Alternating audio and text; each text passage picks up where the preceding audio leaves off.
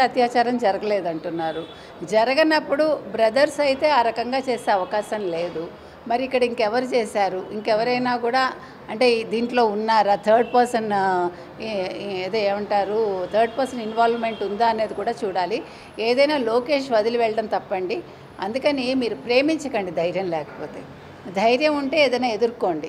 ముందు అసలు మీ వయసు ఏంటి, మీరు ఎంతవరకు మీరు పోషించగలరు, మీరు పెళ్లి చేసుకున్నాక మీ తల్లిదండ్రులు ఎందుకు పోషించాలి, ఇవన్నీ ఆలోచించుకోండి. అది అయ్యాక మీరు ప్రేమలో దోవలు వీటిలోకి వెళ్ళమని మనం చెప్తున్నాం. అండ్ ముఖ్యంగా ప్రేమిస్తున్నాడు కదా, క్షేమంగానే చూసుకుంటాడు, లేకపోతే సేఫ్ ప్లేస్కి తీసుకెళ్తాడని చెప్పి చాలామంది నమ్మి వెళ్ళి ఇలాగా చనిపోయిన పరిస్థితుల్లో మనం చాలా కేసెస్లో కూడా చూసాము. సో ఇలా ఆడపిల్లలు ఇంట్లో చెప్పకుండా కాలేజ్ లెగ్గొట్టి వెళ్ళిపోయే వాళ్ళకి ఏం చెప్తారు? అది చాలా తప్పండి. ఇప్పుడు వాడెవడో రూమ్కి రమ్మంటే వెళ్ళిపోవడం, వాడెవడో ఏదో ఓయో రూమ్కో లేకపోతే ఎక్కడికో తీసుకెళ్తే వెళ్ళిపోవటం, తర్వాత నింద ఎవరి మీద వేస్తారు? మీరు తల్లిదండ్రులు ఏం చేస్తారు? మిమ్మల్ని నమ్మి కాలేజీకి పంపిస్తున్నారు కాబట్టి ఆ నమ్మకాన్ని నిలబెట్టుకోండి. ఇప్పుడు ఈ అట్రాక్షన్స్ ఎంతకాలం ఉంటాయి? మహా అయితే ఓ ఏడాది ఉంటుంది, 6 నెలలు ఉంటుంది. తర్వాత ఇది ఎంత నిజం? మనం నిజంగా ఇతన్ని ప్రేమిస్తున్నామా? అది ఎట్లా ఉంటుందంటే అండి, పాలపొంగ అంటారు చూడండి, ఈ ఆకర్షణలు అలాగే ఉంటాయి. నిజమైన ప్రేమ అయితే సరే నువ్వు ఇప్పుడు పిలుస్తున్నావు కదా, నేను ఇప్పుడు రాను, మనం లైఫ్లో సెటిల్ అయ్యాక మనం కలుద్దామని చెప్పేంత ఇది ఉండాలి. ఎందుకంటే వీళ్ళది కూడా తప్పు ఉంటుంది, అమ్మాయిలది కూడా. మనం ఒక అబ్బాయిలనే తప్పు పట్టకూడదు.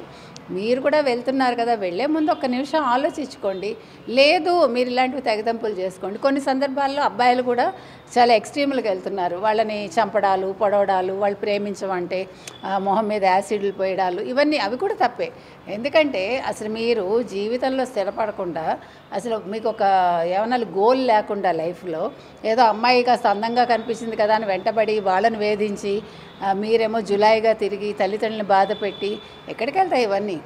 మనం ఆ మధ్యన ఒక కేసు చూసాం కదా, తల్లి ఏమంది, ఆ అమ్మాయి వాళ్ళ అమ్మని ఆ పిల్లాడు చంపేస్తే మా కొడుకుని మేము తెచ్చుకుంటాం బయటికి, ఇంత ధీమాగా చెప్పింది. అంటే ఇక్కడ కొన్ని చోట్ల తల్లిదండ్రులు తప్పు కూడా ఉంటుంది. కాబట్టి ఈ ప్రేమించుకోవడాలు తప్పు ఒప్పు మనకు అనవసరం అండి. కానీ ఇన్ని కేసులు జరుగుతున్నప్పుడు అబ్బాయిలు పిలిచినప్పుడు ఒక్క క్షణం ఆలోచించండి, నేను వెళ్ళాలా వద్దా, వెళ్ళడం వల్ల నాకు చెడు జరిగితే అనే చోట ఒక క్వశ్చన్ మార్క్ పెట్టుకోండి.